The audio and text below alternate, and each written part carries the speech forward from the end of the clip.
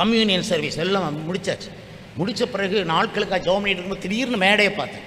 மேடையில் அந்த சபை மூப்பர் இந்த கம்யூனியனில் இருக்கிற மீதி இருக்குது பார்த்தீங்களா, மீதி கிரேப் ஜூஸ் அதெல்லாம் அந்த பெரிய குவளையோடு எடுத்து மேடையில் நின்று இப்படி கொட்டிக்கிட்டு இருக்காரு.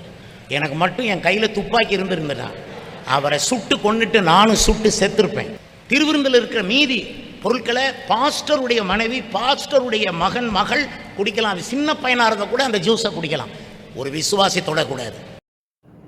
ரத்னம் பால் என்ன சொல்றாரு, எங்கள் வீட்டு சின்ன பிள்ளைகள் கூட இந்த மீந்து போன திராட்சை ரசத்தை குடிக்கலாம், மற்றவங்க யாரும் சபையார் யாரும் இதை குடிக்கக்கூடாது அப்படின்னு சொல்றாரு.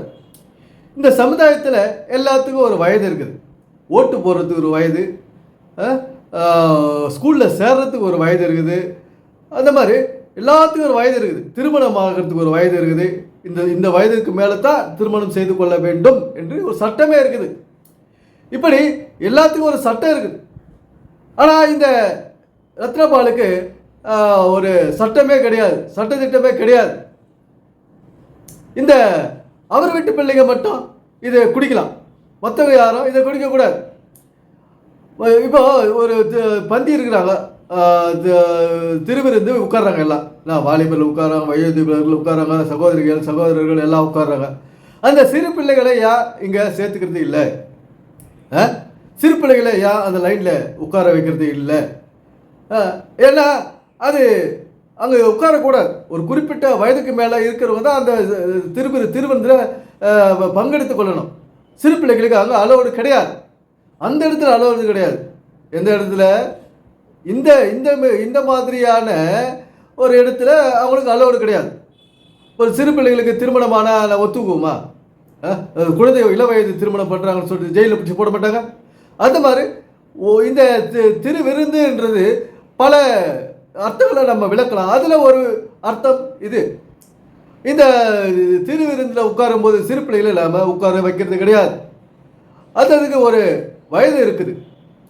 ஆனால் இவர் சொல்கிறாரு, சிறு பிள்ளைகள் லைனில் உட்காரலாம் பரவாயில்ல, எங்கள் வீட்டில் இருக்கிற சிறு பிள்ளைகள் திருட்டுத்தனமாக குடித்தா பரவாயில்ல, இந்த வீட்டில் இருந்துக்கின்னு இருக்கும்போது இந்த திராட்சை ரசத்தை திருட்டுத்தனமாக குடித்தா பரவாயில்லை அப்படின்னு சொல்கிறார். இதெல்லாம் ஒரு பேதை, அஞ்ஞானி, ஒரு ஞானம் இல்லாதவர்கள் பேசுகிற பேச்சு, ஒரு புத்தி தெளிவு இல்லாதவர்கள் பேசும் பேச்சு ரத்னம்பால் அவர்கள் பேசுகிறார். அவருக்கு பல ஊழியர்களை நான் பண்ணுறேன்னு ஒரு பெருமை இருக்குது, தவிர ஒரு நியாயமான அறிவு, பகுத்தறிவு அது இல்லை இவர்கிட்ட. ஒரு இந்த சத்தியத்தை சரியான விதத்தில் அறிந்து கொள்ளும் அறிவு இவர்கிட்ட இல்லை. அதனுடைய ஆழத்தையும் அகலத்தையும் ரகசியத்தையும் மறைமுறையும் அறிந்து கொள்ளும் அளவுக்கு அனுபவம் இல்லை இவர்கிட்ட. யார்கிட்ட? ரத்தினப்பால்கிட்ட அந்த அனுபவம் இல்லை. பைபிளை பகுத்தறியும் அறிவு இவர்கிட்ட இல்லை, ரத்தினப்பால்கிட்ட. அதனால இந்த மாதிரி ஒரு குழப்பவாதியாக இவர் பேசுகிறார். இந்த கிறிஸ்தவத்தில் பல குழப்பவாதிகள் இருக்கிறாங்க.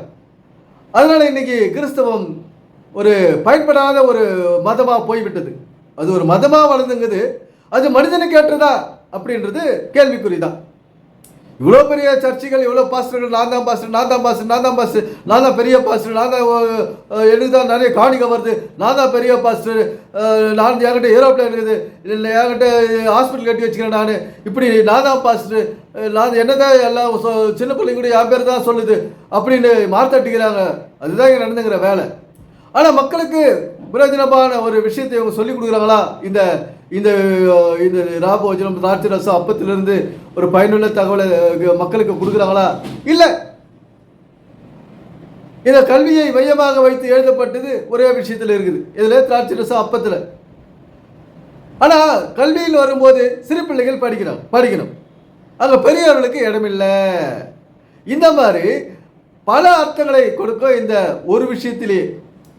இது திருமணமானவர்களுக்கு இது சர்ச்சில் போய் நீ லைனில் உட்காந்து பாஸ்டர் கூட அப்பத்தையும் ரசத்தையும் சாப்பிட்றது சடங்கு. அந்த சடங்கு நாம் செய்ய தேவையில்லை. அதனுடைய சாஸ்திரத்தை நாம் கையாள வேண்டும். அது சாஸ்திரம் என்பது நம் திருமணமானவர்கள் திருமணத்தில் நடக்க வேண்டிய அந்த முதலிரவில் நடக்க வேண்டிய வேலையை தான் இந்த திருவிருந்தே காட்டுது. நண்பர்களை சரியாக புரிந்து கொள்ளுங்கள்.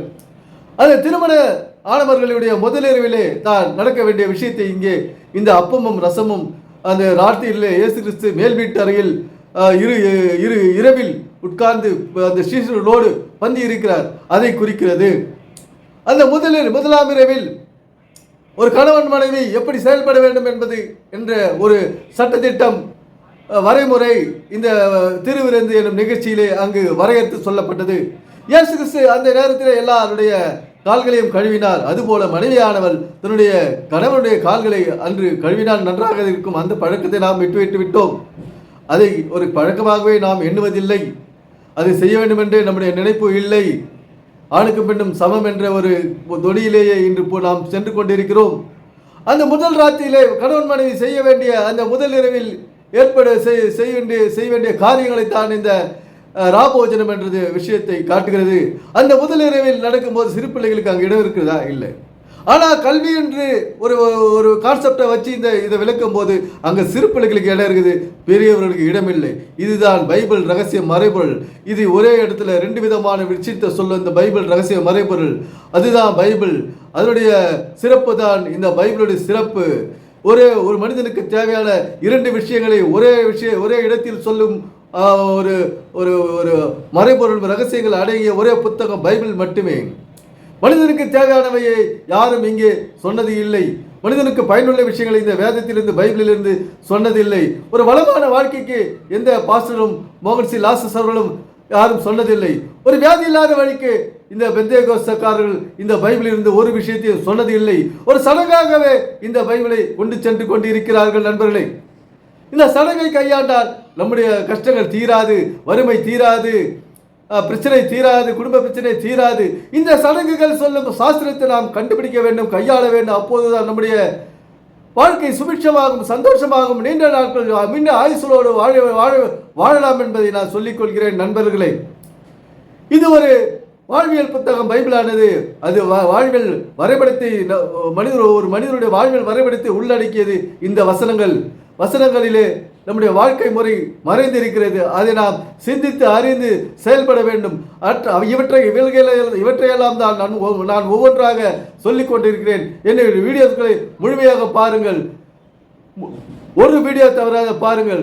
ஒவ்வொரு வீடியோலையும் ஒவ்வொரு புது விஷயத்தை நான் சொல்லிக் கொண்டிருக்கிறேன். இந்த பைபிளில் இருந்து மனிதனுக்கு தேவையான விஷயம், மனிதனுடைய பிரச்சனையை போக்கும் விஷயம், மனிதனுடைய வியாதியை போக்கும் விஷயத்தை நான் இந்த வேதத்தில் உள்ள ரகசியத்தை மறைபொருளில் சொல்லிக் கொண்டிருக்கிறேன். நண்பர்களே, இதை கேட்டு பயனுள்ள வாழ்க்கையை நாம் வாழ்வோம். நம்முடைய சந்ததியும் தலைமுறையும் சிறப்பான வாழ்க்கை வாழ இது வழிவகை செய்யும் என்பதில் சந்தேகமே இல்லை. எனவே சிந்திப்போம், செயல்படுவோம். நன்றி, வணக்கம் நண்பர்களே.